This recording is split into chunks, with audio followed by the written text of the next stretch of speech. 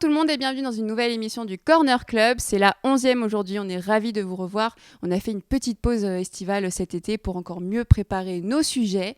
Et on se retrouve aujourd'hui pour une thématique un peu particulière, la représentation des corps chez nos super-héros. Et on est très heureux de recevoir Rebeu des Bois. Merci d'être là. Merci de votre invitation, c'est super sympa de se retrouver dans ce cadre idyllique du comics. J'ai du mal à me concentrer en fait avec ce que vous dites parce qu'il y a tellement de comics autour de nous et tellement de défis que j'ai du mal, franchement je suis super content de revenir. Donc si vous voyez qu'il est un peu perdu, moi j'essaierai de le raccrocher. Et encore une fois, on a votre libraire préféré, Jimmy. Comment vas-tu ? Ça va très bien, salut Alexandra, salut Rebeu. C'est un plaisir de vous retrouver, hein. Effectivement c'est déjà la 11e et c'est déjà la rentrée de nos émissions, donc c'est vraiment très cool d'attaquer en plus avec un sujet un peu particulier, hein, parce que là on rentre dans des sujets un peu limite techniques. Ouais. Et du coup c'est cool de voir cet aspect-là, en tout cas des comics. Exactement. Alors, juste avant de rentrer dans le vif du sujet, est-ce que tu peux te présenter un petit peu, présenter ce que tu fais, ton lien avec les comics ? Alors, très simple, Rebeu des Bois Chronicles, j'ai une chaîne qui parle de films, de séries, où je fais des critiques. Un discours. Comment ce genre de situation te met mal à l'aise, c'est un truc de fou. Surtout quand t'as prévu de rien dire, et même quand t'as prévu, c'est difficile de faire un discours.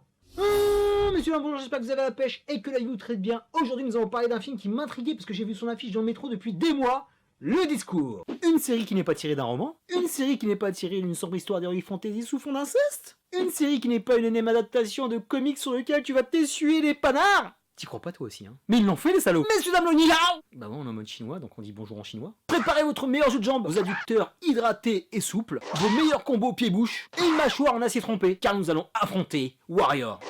Warrior, la partie va commencer. Je fais des déclarations d'amour aussi, c'est très important parce que j'essaie de parler des films en positif, de ce que j'aime. Alexandre Aja est de retour. Hey, take on me. Je suis vraiment désolé, je suis obligé de la faire celle-là. Messieurs, bonjour, j'espère que vous avez la pêche et que la vie vous traite bien. Aujourd'hui, nous allons tenter de reprendre notre souffle avec Oxygène. Je suis de la génération VHS, je suis de la génération Canal+ et de la carte UGC au tout début. Il aime dire son âge en sous-titré. Ça commence à... En plus, c'était mon anniversaire la semaine dernière, donc ça commence à chiffrer. Et donc voilà, en fait, c'est plus une chaîne hommage qu'une chaîne de review. Après, je n'ai pas fait d'école de cinéma, donc je ne suis pas dans les techniques, je suis plus dans les sentiments. Donc j'essaie de déclarer mes sentiments et mes flammes à tous les films et séries que j'ai appréciés. Et après, à côté de ça, j'aime beaucoup les comics, j'ai toujours lu des comics. Et je me suis remis sur YouTube grâce justement aux influenceurs comics. Au début, je voulais recommencer ma collection en 2016. Et comme d'habitude, t'es terrifié, t'es perdu, tu fais mais je commence par quoi? Et donc j'ai regardé tous ces types, j'ai regardé Marvel, j'ai regardé le Comic des Comics. Et en fait, dès que je les ai vus faire des vidéos, je me suis dit mais pourquoi je ferais pas des vidéos, mais pas sur les comics, parce que je suis pas assez spécialisé, donc ils le font beaucoup mieux que moi. Et après, je suis parti sur la thématique cinéma parce que je bouffe du cinéma dans la semaine. Donc, et derrière ça, par contre, je fais beaucoup de featuring comics et j'ai fait aussi des petites vidéos comics des fois pour m'écarter un peu quand j'avais un vrai coup de cœur comme Mister Miracle que j'ai fait il y a maintenant 1 an et demi. Et je suis un peu de Tom King. De Tom King, j'ai vraiment apprécié parce que ça me faisait penser vraiment à un film aussi. Et c'est voilà, le comics depuis Strange. Après Strange, j'ai eu une petite coupure. J'ai repris avec Ultimate. Et après, j'ai eu encore une petite coupure. Et après, il y avait tellement de films au cinéma qui parlaient de ça. Et je me suis dit, mais attends, je suis en train de faire un bébé dans le dos à tout ce que j'ai aimé. Donc, il faut bien que j'aille lire. Il faut que j'arrête ces films. Il faut que j'aille lire maintenant que je me pousse. Et j'ai pas mal rattrapé. C'est trop, maintenant, depuis 2016, la bibliothèque Billy est remplie. Il y en a même trop que j'ai pas encore lu. Du coup, ce que tu n'as pas dit et pourquoi on t'a contacté, c'est que tu es complet sur les deux sujets parce que tu es aussi entraîneur. Ouais, je suis dans ma vie civile, je suis coach. Je suis coach et je suis chorégraphe de danse hip-hop. Et je suis coach fitness à côté aussi. C'est ça. Et aussi coach de vie aussi. C'est un truc qui est rentré par hasard. Parce qu'il y a beaucoup de gens qui demandent pas que le corps, ils demandent aussi la tête. Et finalement, au fur et à mesure, des fois, je fais des séances où on fait que parler, où on fait plus le corps. Parce que les gens ont besoin, surtout en ce moment, avec l'envie, on a besoin de se parler. Et on a besoin que le cerveau aussi il ait des bonnes ondes. Donc, je ne suis pas encore spécialisé parce que j'ai fait aucune formation diplômante, mais c'est plus un truc sur le tas. Et voilà, j'ai la chance de travailler avec différents publics. Je travaille avec des personnes âgées, je travaille avec des tout petits, des maternelles, des élémentaires, des ados, des enfants à problème, des handicapés. Et le corps. C'est très complet, quoi. C'est très complet, c'est très complexe. Ouais. Et du coup, voilà, tu es très calé sur le corps et on se demandait comment le corps du super-héros a évolué et qu'est-ce que ça représente aujourd'hui. On constate quand même une évolution sur la représentation de ce dernier. Pour vous, comment ça se traduit, Jimmy ? Juste pour passer rapidement sur la partie un peu historique, Ouais. les personnages de comics, les figures emblématiques, les Superman ou autres, au tout début, ils avaient la représentation n'était pas spécialement exceptionnelle physiquement. Superman, il a une carrure, mais il n'était pas non plus, c'était pas non plus un Golgoth, quoi. C'était pas une machine de guerre. Batman non plus, hein. On a même le souvenir de Batman dans les années après 50, 60, beaucoup C'était plus un peu fluet, rectangulaire, voilà. assez classique. Et c'était pas spécialement des montagnes de muscles. Les personnages féminins étaient pas spécialement sexualisés. Je le dis parce qu'évidemment ça va être un point qu'on va aborder. Wonder Woman avait un physique plutôt pas asexuel, mais pas asexué, mais limite voilà, sans forme vraiment marquée ou quoi. Que ce soit pour les hommes ou les femmes, on voyait moins les Voilà, formes en général. c'était pas spécialement ce que recherchaient les auteurs et les dessinateurs. Et en fait, petit à petit, avec le temps, on pourra en discuter, hein, si c'est un problème, si c'est des raisons sociologiques ou d'évolution des mœurs ou pour des raisons simplement de faire du fric, que les physiques des personnages ont évolué. Donc les personnages masculins sont devenus beaucoup plus musclés, beaucoup plus musculeux de façon générale. Les personnages féminins, pour la plupart, sont devenus beaucoup plus avec des corps beaucoup plus féminins, voire des fois extrêmement sexualisés, et pas seulement dans leur physique eux-mêmes, mais aussi dans les postures que prennent les personnages sur certaines planches, certaines couvertures d'albums. Et donc ça a évolué dans ce sens-là. Et en fait, ça évolue, mais ça varie. C'est-à-dire qu'il y a des personnages qui vont subir des transformations qui vont limite boucler. C'est-à-dire on va avoir des personnages qui vont redevenir plutôt fluets, redevenir musclés. Et donc on observe ça. Après, on va en discuter de qu'est-ce que ça traduit. Mais en tout cas, on observe ça depuis le début, quoi. Et toi, du coup, ton avis dessus? C'est évolué au niveau de la société parce que le comics, il a été fait en temps de guerre. Et fallait reprendre confiance par rapport aux gens, par rapport à ce qui s'est passé, par rapport à la Seconde Guerre mondiale. Et le corps, il n'a pas été mis en avant, mais en fait, déjà, il fallait reprendre confiance en mettant des personnages positifs, des gens qui peuvent nous sauver, etc. Et l'évolution du corps, elle s'est faite aussi avec l'arrivée de la musculation, des Mister Olympiques. Et même au niveau du sport, tu le vois, au niveau des performances, les athlètes, on va dire quand les JO ont commencé à se démocratiser, entre les années 40, 50, etc. Et tu vois maintenant les athlètes de maintenant, quand tu vois un Usain Bolt et tu vois un Jesse Owens, c'est pas tu le vois même que le corps. corps n'est pas le même. Quand tu vois les premiers mecs, Wes Muller, et quand tu vois Schwarzenegger, ce qu'il donne plus tard, tu vois que le corps se dessine. Enfin, Schwarzenegger, c'est vraiment le Mister Univers ultime, parce que je crois que même au niveau du dessin du muscle, il n'a jamais été battu. Peut-être en volume, il y a plus, mais au niveau de son dessin, je pense que c'est le mec le plus magnifique qui a été dans cette discipline. Et je pense que le comics aussi, enfin pas bizarrement, parce que tout ça est lié, les gens voient ce qui se passe à la télé, voient ce qui se passe aussi dans les compétitions sportives. Je pense que ça a été lié aussi pour justement développer aussi le corps du super-héros. Comme tu dis, c'était très, très rectangulaire, c'était simple. Avant, on était plus sur les couleurs, le récit, un peu le délire. Sur la représentation, sur ce que le personnage représentait, plutôt que moi, je pense tout le temps à ce que faisait Kirby et tout. Et c'est vrai que Mm. Kirby, on regardait pas les corps, on regardait le costume, l'environnement, etc. Et après, arrivé dans les années 80-90, les années reaganiennes, on avait besoin de mecs, des mecs qu'on avant, des Schwarzenegger, des Stallone, des mecs hyper bien dessinés. Quand tu vois les premiers films, quand tu vois les premiers Rocky, quand tu vois les premiers Rambo, tu vois que Stallone, c'était pas ça, quoi. Ouais. Par contre, quand tu vois Stallone plus tard, hyper sec, qui a 8% de graisse sur le corps, qui s'entraîne qui mange que des blancs d'œufs toute la journée. T'as Schwarzenegger t'as l'impression qu'il prend, qui devient de plus en plus géant, alors qu'il n'est pas si grand que ça, Schwarzenegger, mais à la caméra, il devient de plus en plus géant au niveau des films. Ça devient de plus en plus impressionnant. Et je pense que les comics des années 80-90 ont pris le pli aussi pour vraiment. Je vois tout le temps l'image de, comme il s'appelle, notre ami là, qui a fait le Captain America. Le Captain America, avec un frigo à la place voilà, c'est ça. C'est ça. à la place du temps. Mais après, c'était plus fin. Après, quand Jimmy arrive, même s'il fait vraiment des Golgoth aussi, et c'est déjà plus artistique, c'est déjà plus dessiné, etc. Et après, c'est pareil au niveau du corps des femmes. Des femmes qui passaient, je me rappelle quand tu regardais les premiers Wonder Woman, même quand tu regardais Linda Carter, elle est très belle, mais c'était pas. Il n'y avait pas la cambrure, il n'y avait pas tout ça. Et maintenant, tu le vois. Tu le vois, en fait, c'est tellement rentré dans les mœurs que tu n'y penses plus, quoi. Moi, j'y pense plus. Après, c'est peut-être dû à mon âge. Peut-être un jeune qui a 20 ans, qui est plein d'hormones et qui veut kiffer la vie. Dès qu'il va regarder un dessin de Clayman, que je kiffe beaucoup, il va dire ah oui, quand même. Bad Girl, là, c'est quelque chose, quoi. Mais est-ce que du coup, vu que du coup il y a une représentation des corps, on va peut-être parler un peu des femmes. qui crée souvent polémique. Il y a eu notamment sur du sur ce Batman Poison Ivy qui a été censuré parce que alors c'était sorti en VO, je sais pas si c'est sorti en France, mais voilà, la tenue était un peu trop échancrée. Alors n'oublions pas que c'est Poison Ivy, elle se trimballe quand même en maillot de bain le plus souvent. Poison Ivy va quand même être très bien idée. Poison Ivy, Oui, ouais, c'est ça. Mais en plus, c'est pas la pire Poison Ivy pour moi. Non, mais il y en a eu d'autres. Il y a Bad Girl dans Killing Joke aussi. Il y a eu plein de personnages qui ont des polémiques. C'est un personnage naturiste, donc tu vois, ça me choque pas. Après, justement, c'est où est la limite du coup, où quelle est la place du corps dans l'histoire du personnage. Après, l'histoire doit toujours prendre le pas pour moi. Parce que je dis ça aux jeunes lecteurs de comics, c'est l'histoire qui compte. Moi, quand je regarde, je kiffe. En plus, je suis en train de lire Batman et Catwoman. Des scènes qui sont archi sexy. Ça me fait du bien. Et je suis content de les voir comme ça. Mais c'est lié à l'histoire. C'est pas juste du corps pour du corps. C'est lié à l'histoire. Et moi, j'ai envie de voir Selina Kyle super belle, quoi.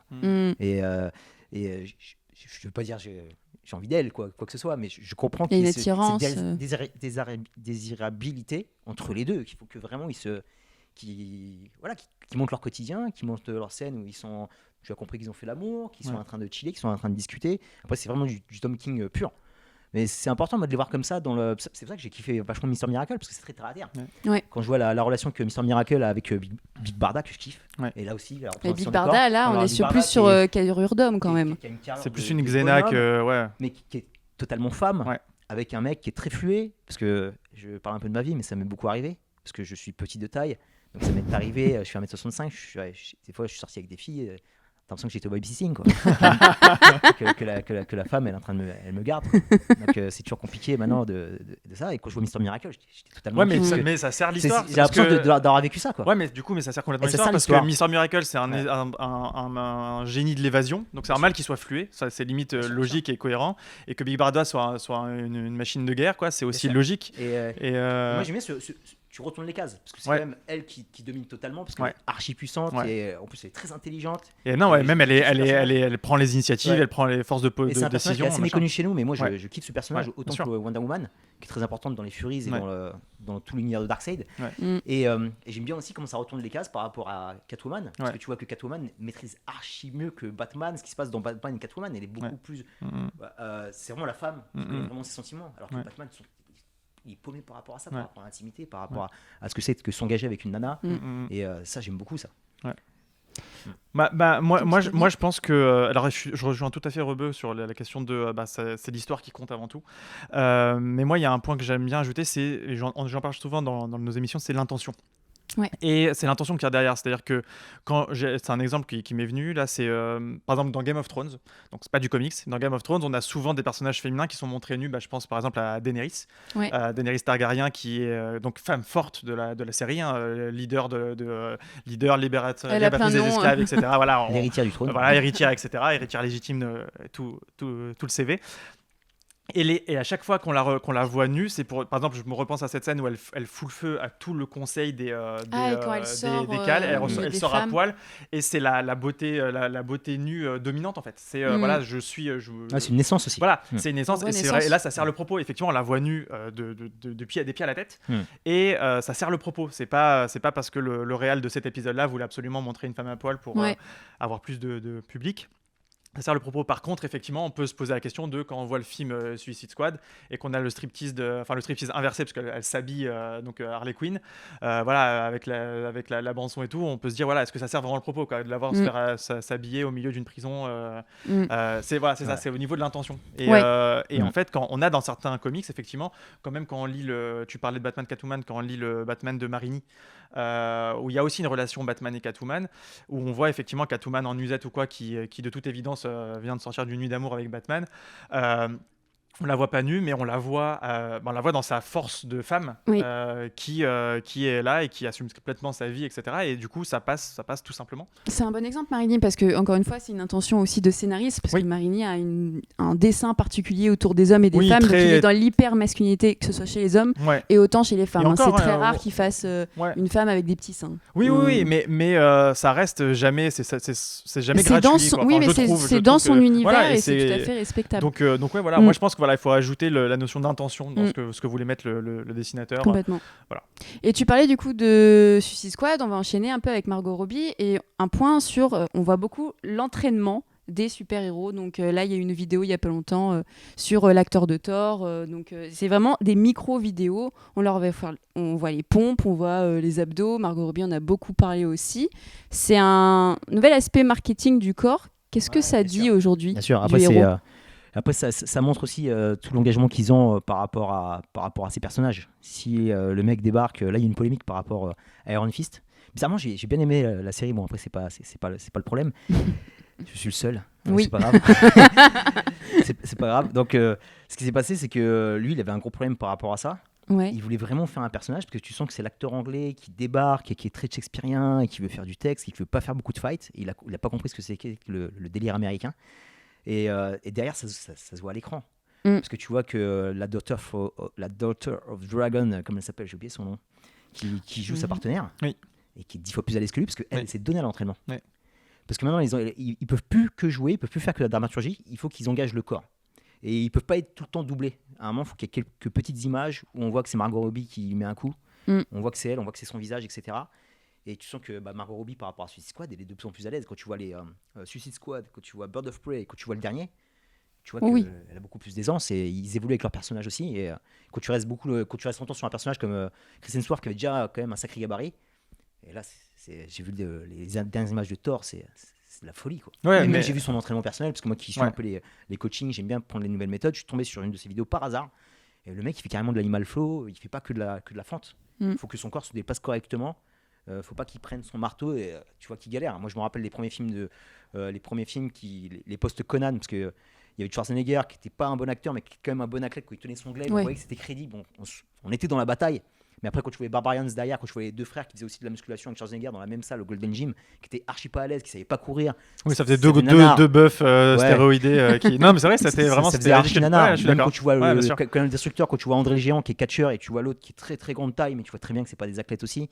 Et quand j'en parlais aussi la dernière fois, ils étaient pas d'accord avec moi, mais je redis, et paix à son âme, mais Chadwick Boseman, c'est pas un bagarreur. Tu vois quelqu'un qui sait se battre comme Wesley Snipes, qui fait des arts martiaux, tu vois Jason Statham. Et tu vois quelqu'un qui est très bon acteur, qui a un super visage, qui a une très bonne diction et qui fait très bien son personnage.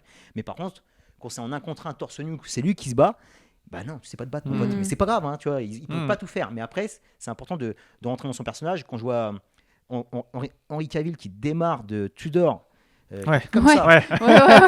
Pareil, c'est l'acteur anglais. C'est vrai que les acteurs anglais, maintenant, c'est eux qui trustent pratiquement tous les rôles. Parce qu'ils ont une école d'acting. Il y a de la dramaturgie derrière. J'ai vu un peu, je m'intéresse aussi un peu à leur formation parce que pour faire des vidéos, il faut que tu sois un peu complet. Et c'est vraiment passionnant en plus par rapport à tout comment ils travaillent. J'ai regardé une série qui s'appelle Top Boy sur les trafics de drogue dans les petits quartiers de Londres. Et c'est vraiment petit trafic, hein, c'est pas trafic à grande échelle, donc petit trafic de petits quartiers, etc. Petit gang. Et l'acteur qui est juste une racaille, qui est très balèze, il expliquait son entraînement et sa formation d'être acteur. Et quand tu vois que le mec, il faisait des claquettes, il faisait du classique, il y a plein de choses qui rentrent en ligne de compte. Tu vois qu'il y a un acteur qui est très à l'aise avec son corps, il fait la caméra, mais il a eu une formation très artistique. Il a fait du théâtre. Le samedi, il devait faire de la chorégraphie, etc. Il y a du yoga théâtre et il y a plein de. Maintenant, c'est vrai que les acteurs, ils peuvent pas que réciter leur texte, ils peuvent pas que être doublés. Ils sont obligés maintenant d'avoir, surtout maintenant un super-héros doit tout engager.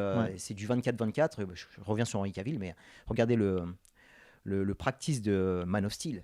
Et même pour Faora, qui est la femme qui est avec lui, et même comme il s'appelle Michael Shannon, qui n'est pas un acteur très balèze, ils sont obligés de s'entraîner pour rentrer dans le costume, pour être crédible, pour être droit, et pour quand toi tu le vois à l'écran, tu fais mais c'est le héros en fait. C'est le héros.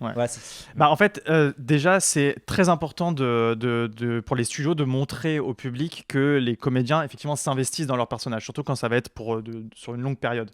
Chris Hemsworth, on sait qu'il avait signé pour un nombre colossal de films. Margot Robbie, Chris Evans, Margot Robbie, etc. Donc c'est des gens qui, comme ils vont être sur longtemps sur le personnage, il faut montrer qu'ils sont pas là que pour le pognon, qu'ils sont là pour incarner le personnage et incarner, c'est être dans la peau du personnage littéralement. Donc on a besoin de montrer qu'ils s'investissent. Et au-delà de ça, c'est aussi en termes de com. Moi, là-bas, je viens de la com, hein, je ne sais pas si on l'avait déjà évoqué, mais donc souvent, je regarde tout ce qui est communication autour des films. Et ben, c'est de la communication facile en fait, pas cher. On montre une vidéo, on pose une caméra sur un pied dans une salle de sport, on voit Captain Marvel qui s'entraîne avant le film, et on se dit waouh, on montre même plus d'images de film, il y a rien à faire, on les montre juste s'entraîner, et comme ça les gens se projettent leur imaginaire. Waouh, si elle fait 20 tractions sans transpirer en salle, qu'est-ce que ça va être dans le film quand elle aura les FX avec elle, quoi. Et on le voit, et en fait c'est ça qui est drôle, c'est que par exemple l'image, alors je sais pas, j'ai pas vu les chiffres, mais l'image qui a fait selon moi le plus parler sur la sortie du prochain film Thor, c'est l'image soi-disant volée de Nathalie Portman qui est montrée genre ultra gonflée. On se demande du coup j'ai hâte de savoir comment elle a fait, c'est quoi son programme. Je pense que c'est le régime alimentaire qui est mais qui a dû la dérégler un peu parce que c'est trop là. Elle est vraiment massive. Je croisais une fois à Paris. Elle est vraiment massive, et c'est-à-dire qu'on ne sait même pas, juste la photo a suffi à faire parler d'elle, et les gens disaient déjà regardez la transformation physique incroyable. Donc déjà dans l'imaginaire des gens c'est elle va être à fond dans le personnage, ça va être un truc de fou. Du coup, est-ce qu'on est intéressé plus par l'acteur? Enfin, ce que je veux dire, c'est que est-ce qu'on n'en perd pas un peu sur le pouvoir du héros? Est-ce que le public va s'éloigner du héros pour juste s'intéresser à la performance physique de l'acteur? Et est-ce que ça crée pas un fossé entre nous, notre corps public, et l'acteur qui du coup nous dépasse, et le héros? Après c'est une invitation au rêve. Ouais, parce que t'as envie de voir quelque chose qui te ressemble pas. Oui. Moi à l'époque, quand je regardais, Christopher Reeves, il était vraiment déjà très massif. Ouais. Je crois qu'il vient de la natation, je crois. Bref, parce qu'en plus ils sont engagés, c'était déjà un des premiers acteurs que j'avais vu les images de l'entraînement. Mais par contre après derrière, quand j'ai vu les premiers Batman de Burton, ça me dérangeait pas qu'il était un peu plus flué, qu'il était pas baraqué, etc. Mais après quand je vois, en fait j'aime les deux, moi. J'aime les deux parce que je suis impressionné, et on revient aux comics. Il y a différents délires de comics. Quand je vois Ben Affleck et quand je vois Christian Bale, c'est pas les mêmes, mais tous les deux ils sont impressionnants à leur manière. Et c'est aussi dans les comics. Et dans les comics, en fonction du dessinateur, bien etc. Sûr. Et des fois tu regardes même plus le corps dans les comics, tellement l'histoire elle est prenante, et tu t'en fous en fait que le Batman il soit maigre, tu t'en fous que le Superman des fois il est tout queuse comme dans Flashpoint, ça me dérange pas. Et par contre là, Marvel là c'est quand même l'usine à rêve en ce moment. Et pareil au niveau de c'est le dernier, c'est la Suicide Squad. Ils font envoyer un maximum d'images aux gens, mais en même temps, comme dit très pertinemment Alexandra, il faut vraiment aussi qu'on reste sur l'histoire, et qui aussi, alors, entre les deux, qui nous ressemble, qui nous inspire, mais il faut pas que ce soit too much comme Nathalie Portman, parce que moi ça me fait du mal à cette nana de la voir aussi balèze. Ça sert à rien en plus. Quand tu vois comment elle est Jane Foster dans le comics, pas besoin. Enfin, tu la transformes, tu lui mets son armure, ça suffit largement. Et de toute façon tu le vois, je m'intéresse aussi beaucoup au sport de combat. Le sport de combat, des fois quand tu vois le jiu-jitsu, c'est l'inertie, c'est pas de la force. Des fois tu peux, j'ai vu des mecs comme ça étaler des gros balèzes parce qu'ils sont tellement forts au niveau du corps et tactiquement et la façon dont se positionne le corps. En fait la masse musculaire t'impressionne, mais ça veut rien dire. Il faut aussi qu'il le fasse passer dans le film, quoi. Dans les films, et c'est très important pour les gens, quoi, parce que sinon tout le monde va faire de la muscu à outrance, tout le monde va manger de la protéine et des checks de protéines à tout va, et après à terme ça va faire des boules. Après moi déjà, je suis pas sûr que les gens, enfin les gens, le jeune public, ou on va dire les gens impressionnables, on va dire, se disent forcément waouh quand je vois je sais pas moi, je vois Henry Cavill comment il est musclé entre deux films, comment il a changé. Je suis pas sûr qu'ils se disent je vais faire pareil. Je pense qu'ils arrivent vraiment à, je vais supposer que les gens arrivent à se faire une différence entre ce qu'on peut faire à son corps dans un cadre très précis, donc dans un objectif précis. Ils sont suivis aussi. Voilà, et ils sont suivis. Je pense qu'ils en savent que les gars ils sont suivis, mais ils font ça tous les jours, quoi. Ça, peux pas, c'est pas juste. C'est leur métier, du coup. Voilà, c'est pas juste j'arrête de prendre un goûter et je vais devenir comme ça, quoi. Je pense que les gens sont pas naïfs. Mais c'est vrai que ça marque l'esprit. C'est-à-dire que moi, dans mon expérience personnelle, un des trucs qui m'avait plus le marqué quand j'étais ado, c'était le film. Alors je me souviens plus le titre du film d'animation Spider-Man, mais c'est celui avec Venom. Donc je sais plus comment il s'appelle, s'il doit s'appeler, je sais pas, Spider-Man Venom ou le symbiote, je sais plus quel était son nom, vous pourrez nous le dire dans les commentaires, où justement Spider-Man du coup perd le symbiote au profit de Eddie Brock, qui est présenté vraiment fluet, gringalé, genre un peu le physique à la Peter Parker avant qu'il soit mordu par l'araignée. Et le film laisse entendre qu'en l'espace de genre une nuit ou 2 jours, quoi, Eddie Brock avec le symbiote, s'est acheté un équipement de muscu, donc il a le banc, il a les haltères et tout chez lui, et en une nuit, c'est devenu mais un monstre, enfin le monstre. Ouais, c'est très années 90. Hein. Ouais, mais c'est-à-dire qu'il est devenu genre allez, on va supposer pour être gentil, en une semaine, c'est devenu limite transformation Captain America en termes de transformation. Tobey Maguire big change. Voilà, et en fait, il devient monstrueux, et je me souviens que c'était une image qui m'avait marqué, c'est-à-dire que j'étais plus marqué par sa transformation physique quand il était en humain, c'est-à-dire de passer de gringalet à musclé, que la transformation physique quand il a le costume, c'est-à-dire le monstre avec les grosses dents et la grosse voix et tout. Oui, et j'avais l'impression de voir le monstre musculeux humain que le monstre avec le symbiote. Ouais. Et en fait, ça, c'est une des images qui me restent. C'est un très bon animé au passage, hein, c'est un très très bon animé Spider-Man. Mais c'est le cas typique. Mais pour le coup, quand on le voit, on se dit c'est pas naturel. On dit c'est pas naturel une transformation comme ça. Donc à aucun moment, enfant, on se dit si moi aussi j'avais un symbiote, je pourrais devenir comme ça du jour au lendemain. Quoi. Mais c'est ça. Est-ce que finalement il n'y a pas une banalisation de la transformation physique et qui peut être dangereuse du coup pour le public? Tu cites cet exemple. Là, je pensais à la transformation de Chris Evans.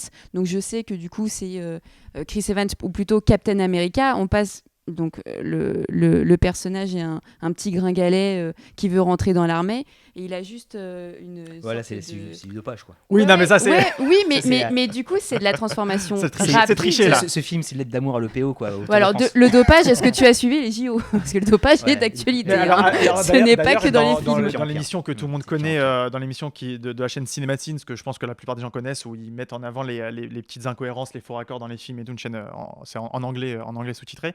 Justement, quand on voit le trailer, quand on voit l'analyse de Captain America, le premier, c'est assez drôle parce qu'ils disent que c'est dans ce Captain America, c'est le rêve américain, à savoir changer de corps, mais avec des stéroïdes quoi. C'est juste voilà, il suffit de prendre des produits, ils vous vendent ça. Mais ouais, mais ça c'est vraiment. Mais du coup, est-ce que c'est pas dangereux?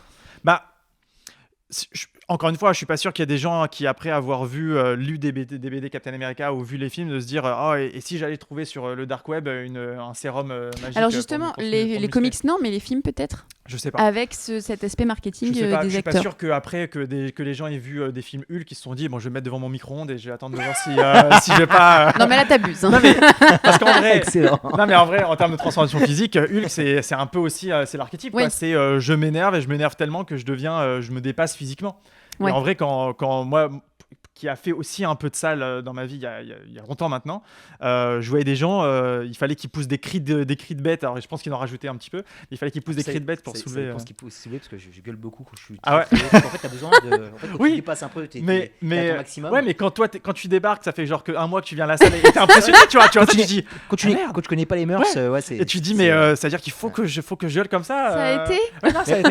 Mais quand tu vas faire tes maxi, tu vas voir. Faut que tu fasses un peu de maxi et je promets que tu vas gueuler. T'es obligé de gueuler. Mais après tu repenses, ça me faisait repenser à des trucs, ça me fait penser la rendez-vous sur les mangas, mais ça me fait penser à Sangoku qui doit pousser des cris pour lancer son kiai pour aller dans et voilà et donc et le lecteur de BD que tu étais était complètement perdu dans la salle. Ah ouais, moi j'étais est-ce que je dois crier aussi? C'est ça, j'ai crié. Il y a un mec qui m'a dit j'ai pas trouvé mon cri. Donc je crie pas. Parce que tout le monde avait un cri spécifique. Il y avait l'insulte, il y a le mec qui a insulté, il y en a qui avaient des bien crié ses chiffres. C'est des rituels. Oui, mais c'est ça. Donc en vrai, les comics, ça a peut-être inspiré ce genre de choses. Hein. Je pense que de toute façon, qu'on le veuille ou non. C'était les onomatopées du coup. 1, 2, ça fait les porcs bam. Non mais qu'on le veuille ou non, on est inspiré par ce qu'on voit et ce qu'on lit. Ouais. Moi, je pense que pour orienter la jeunesse et même les moins jeunes qui veulent, faut pas oublier que le sport c'est un vecteur de santé et aussi de bien-être au niveau de la tête et même aussi d'accomplissement sans le corps. Tu peux être fort sans avoir le corps le plus massif. Hein. Franchement, quand on voyait Bruce Lee, il était archi dessiné, mais c'était pas le plus massif. Et ce mec, il était fort dans les deux. Jackie Chan, c'est pas le plus massif, mais quand tu vois la gestuelle, quand tu vois tout l'acting qu'il a eu, tout ce qu'il a fait pour la cascade aussi, très important. Il faut bien citer les cascadeurs par rapport à tout ça. Et moi, l'exemple qui me vient en tête, même s'il n'a pas la meilleure série, loin de là, ça partait bien, mais ça s'est très mal fini.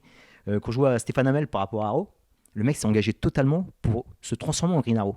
Et il a appris à faire du parcours, il a appris à se battre, il s'est vraiment engagé physiquement. En plus, j'ai vraiment suivi ce mec-là avec passion parce qu'il a des super réseaux sociaux hyper positifs. J'aimais bien. Il était dans sa caravane en train de discuter. Il est très proche de ses fans parce qu'ils sentaient que c'était une chance énorme pour lui d'avoir un personnage qui allait être mondial parce que Arrow, c'est facilement regardable, c'est diffusé, ça parle aux gamins comme aux adultes, comme aux ados. Et lui, il a compris cette chance. Et le mec s'est vraiment transformé, il a tout fait pour avoir le personnage le plus crédible et pour vraiment ressembler au personnage de la BD. Bon, après, malheureusement, il n'a pas eu un très bon scénario. Les scénaristes n'ont pas suivi, etc. La CW, après, c'était un peu c'est de des choses montage, qui mais arrivent. il y a eu Ouais. des très bons moments. Moi, Ouais. je voyais, il y avait des moments de fight.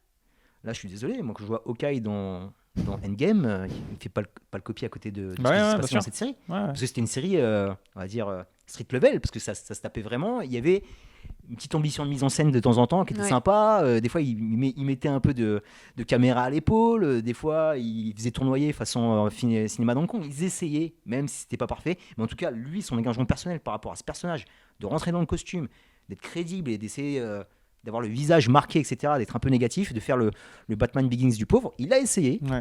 Il n'a pas réussi, Ouais. mais il a essayé, quoi. Ouais. Et ça c'est important parce que maintenant, je suis un peu ce qu'il fait, parce qu'il fait une super série sur le catch, pareil, où ils sont engagés pour être un vrai catcheur. Ah, c'est lui qui est dedans. Ouais. J'avais même pas fait gaffe. D'accord, Lui trop bien. et l'acteur de Vikings, c'est Ouais. un monstre. Ouais, Et, ouais. ils se sont tous les deux engagés pour avoir la gestuelle catcheur, Ouais. pour avoir le corps des catcheurs, pour avoir pareil, vu que on est beaucoup dans la coulisse, les mêmes fêlures.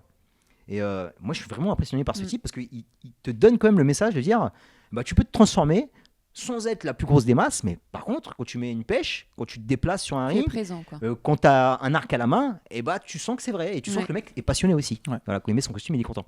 Pour essayer du coup de répondre à la grande question, et si, non je rigole, regardez What If en ce moment sur Disney+. Et si. Est-ce que du coup le corps musclé, donc que ce soit masculin ou féminin, définit aujourd'hui le héros? C'est une sacrée question. Je sais absolument pas si on franchement, on essaie de travailler. si on pourra répondre à ça. Ouais. En tout cas, ce qui est sûr, c'est qu'il y a des personnages qui sont connus pour leur physique. Tu vois, tout à l'heure, quand je citais sur le ton de l'humour Hulk, c'est-à-dire que Hulk, c'est un bon exemple, c'est-à-dire que quand il est humain, c'est un scientifique pas très musclé, voilà, un peu le geek, quoi, on va dire.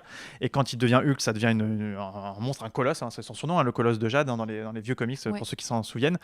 Mais il y a certains auteurs, si vous lisez la série du moment qui est vraiment excellente, qui s'appelle Immortal Hulk, il y a des moments où il est présent, où Hulk, en version Hulk, est représenté rachitique. C'est-à-dire il reste grand, mais il a la peau sur les os, il est vraiment dans une représentation vraiment diminuée, genre physiquement, et ça choque. Ça choque vraiment pour le lecteur, que moi je suis assez fan de Hulk, et de le voir comme ça, avec vraiment la peau qui pend, vraiment comme s'il avait qu'il avait eu une maladie terrible, parce qu'il a subi, alors je sais plus c'est après un affrontement, enfin il y a eu un truc qui le rend comme ça.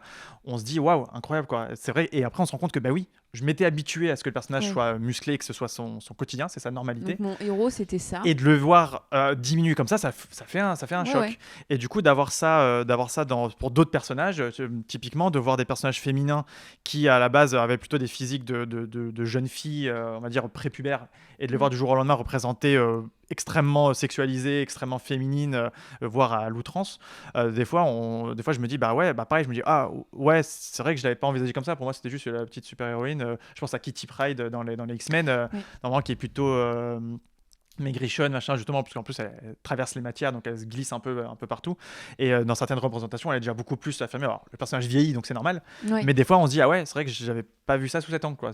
Pour moi, ça a été petite vieille machin. Donc, effectivement, je pense que le physique compte pour beaucoup de personnages, pas forcément pour tous. Et que du coup, un dessinateur qui va jouer sur ça, va. Si ça sert le propos, encore une fois, s'il y a l'intention derrière qui est pertinente, ça peut avoir un vrai impact, positif ou négatif, mais en tout cas, ça aura un impact. Ok. Moi, je suis du même avis. Voilà, c'est vraiment, faut que ça serve. Sinon, la gratuité, maintenant, ça fonctionne plus. Maintenant, on a tellement de propositions en comics, même comme en film, que de mettre des femmes nues, de mettre des femmes à forte poitrine ou des mecs archi balèzes, je pense que si ça sert pas, ça le fera pas, quoi. Et le public se rend compte aussi. Ouais, maintenant. En vrai. Tu vois, je pense que c'est vraiment en plus maintenant le public, pense, ils sont tellement assujettis aux héros que tu peux plus le berner comme avant. Tu peux plus mettre un mec trop balèze, mais en fait les muscles ne vont servir à rien. Et c'est pareil par rapport à Superman aussi. Moi j'aime beaucoup Superman, j'essaie de suivre à fond tout ce qu'il fait.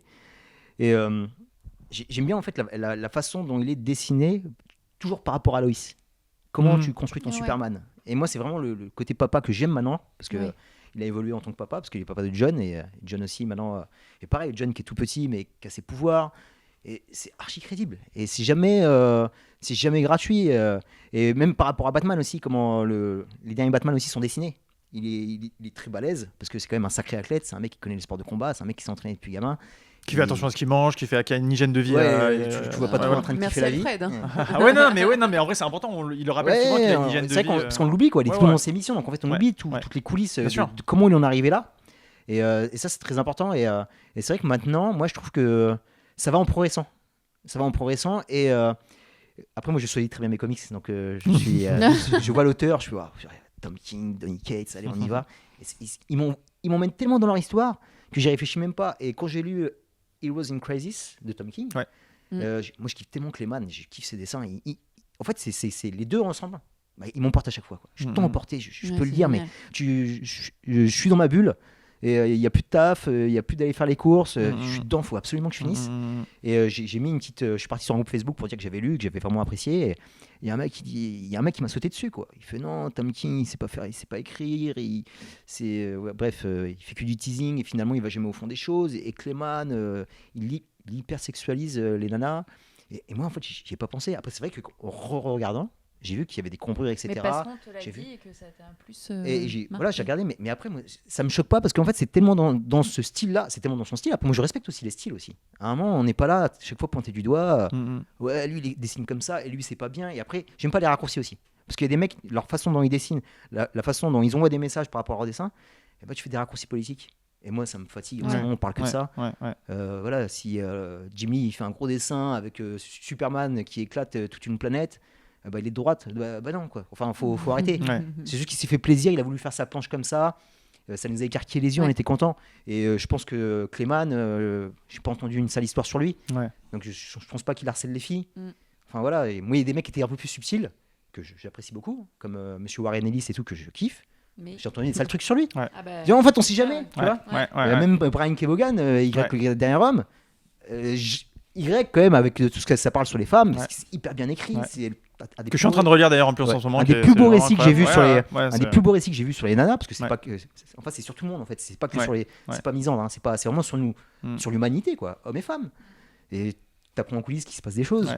Voilà, Après moi je juge pas. Je laisse la justice faire son travail. Bien joué parce que la question n'était pas du tout facile. Comme d'habitude sur cette émission, on finit en parlant de comics et ils sont sur la table. Je vous ai demandé du coup de prendre vos comics où vous avez, ça représente le meilleur de la représentation physique du héros pour vous. Toi Jimmy, qu'est-ce que tu as choisi ? Alors un grand incontournable pour les fans des X-Men, donc les X-Men par Grant Morrison et dessiné par Frank Whiteley. Et en fait pourquoi j'ai pris ça ? Parce que je savais qu'on allait parler essentiellement de la représentation sexualisée des femmes et musculeuse des hommes dans les comics, mais j'avais envie de parler des X-Men parce que c'est un cas d'école de physique atypique. Et cas d'école, en plus c'est le cas de le dire parce que y a une école de mutants dedans. Mais les X-Men, ça a toujours été les personnages dans lesquels on va avoir le plus de physique vraiment atypique. C'est-à-dire on va avoir des très gros ultra musclés genre Colossus. On va avoir des physiques plus fluées, plus animales, plus fauves comme Wolverine par exemple, des personnages féminins plus ou moins féminins, donc quand on voit l'écart entre une Jean Grey ou une Emma Frost, mais on va aussi avoir des physiques qui se font plus un peu freak show. On pense dans cette série il y a un personnage qui s'appelle Beak qui est une sorte d'oiseau déplumé humanoïde, voilà, avec des physiques très étranges. Il y a le Blob qui est très gros, qui est vraiment une sorte d'obèse, voilà. On a beaucoup de physiques extrêmement atypiques dans les X-Men et c'est une BD qui parle de l'acceptation de sa nature. Alors, la nature de mutant, mais en sous-texte, c'est de s'accepter en tant que tel par rapport à la société, notre représentation. Et les X-Men, c'est un très bon exemple de, tel que l'on est, on est bien. Et du moment qu'on a le mental qui suit, on peut accomplir de grandes choses. Et c'est un message qu'on oublie souvent qu'il y a dans les X-Men, parce que les X-Men, ils sauvent le monde, mais avant tout, ils essaient de se sauver eux au milieu d'une société qui va porter un jugement hâtif sur leur représentation. Et donc voilà, et par ça, c'est une excellente série, hein, au-delà de l'aspect corps. Les X-Men par Morrison, c'est une excellente porte d'entrée pour ceux qui veulent se mettre aux X-Men. On parlait tout à l'heure de l'enfer de se remettre dans les comics quand on a eu une grande coupure. Les X-Men par Morrison, c'est une valeur sûre. Et du coup, ton comics ? Alors moi j'ai choisi DC, d'un comics assez récent que j'ai lu il y a 2 étés maintenant en VO, et j'ai beaucoup apprécié, j'apprécie beaucoup le travail de Tom Taylor. Et en fait, ce que j'aime beaucoup par rapport à ça, c'est qu'il y a pratiquement tout l'univers d'ici qui est représenté. Et là encore, je rajoute sur l'histoire, la situation elle est tellement de l'urgence qu'en fait on oublie complètement les personnages, on oublie complètement leur corps, parce que là ils sont en train de se faire déchiqueter et il y a personne qui va survivre, ça va très mal se passer pour tout le monde. Et ils sont tous là. Mais par contre, t'as des super beaux moments intimes. Tu vois, représentation des corps, moi j'aime bien voir les couples. Je suis très rom-com. Et quand je vois Black Canary et Green Arrow ensemble, ça me touche beaucoup. Mais après, t'en oublies tout ça parce que ils sont tellement en galère. Et c'est pareil aussi, il y a c'est une des plus belles scènes que j'ai vues. J'ai failli chialer là. Quand j'ai vu Big Barda et Mr. Miracle, voilà, enfin, je dis pas, je spoil pas, mais voilà, c'était magnifique. Et j'aime bien, moi, c'est les aisselles dans DC, que tu sois un gringalet comme Constantine, quand tu sois hyper balèze comme Superman, en fait, c'est pas les plus balèzes qui trouvent la solution en général. Ouais. Et c'est ça que j'aime beaucoup. Et c'est pour ça que là, au niveau des corps, voilà, tu as de tout. T'as toutes les échelles, t'as petit, t'as grand, et là, pareil, il y a toujours Wonder Woman qui est magnifiquement dessiné, même si c'est un peu plus sombre au niveau du trait. Mais la situation est telle que tu oublies complètement de regarder son corps. Moi, ce que j'aime beaucoup aussi quand je vois, par exemple, je reviens sur les films, quand je vois Avengers, là, ce qu'ils ont très bien réussi par rapport à Black Widow, tu oublies que c'est Scarlett Johansson. Scarlett Johansson qui est peut-être une des plus belles actrices. Où, Ouais. dès que tu la vois, tu la vois C'est dans juste d'autres films. Black Widow, quoi. Alors que là, c'est juste Black Widow. Et ça, c'est très bien fait sur ce récit que je conseille à tout le monde. Venez l'acheter à Comics Corner. Oh, c'est parfait. Et en plus, c'est fini avec mon intro. Merci beaucoup pour ce moment. C'était trop cool Merci de parler Rebeu de ce d'avoir. sujet Avec avec, plaisir, avec grand avec plaisir. un Super sujet. bel expert. Et puis, tu as mis plein de lectures comics. Ça donne envie Ouais. de lire encore et d'acheter chez nous. Merci beaucoup pour vos écoutes. Merci de nous suivre. N'hésitez pas à vous abonner, à venir en boutique, à venir aussi sur notre site internet qui est lancé depuis quelques mois. Donc, les comics, ils sont présents ici et tout le reste sont aussi disponibles. Il y a aussi la chaîne de Rebeu des Bois. Exactement, Ouais, j'allais en avec parler. plaisir. Tu anticipes Eh ouais. un peu. Vous êtes tous les bienvenus. C'est Vous êtes ça. les bienvenus. Donc comment Et, s'appelle la chaîne juste simplement Rebeu des Bois Rebeu des Chronicles. Bois, Ok, ouais. Rebeu des Bois Simplement. Chronicles, ok. Ouais. Exactement.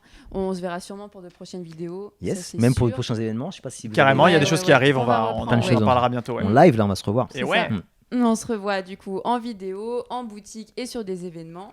Et merci beaucoup pour vos écoutes. Au revoir. Ciao.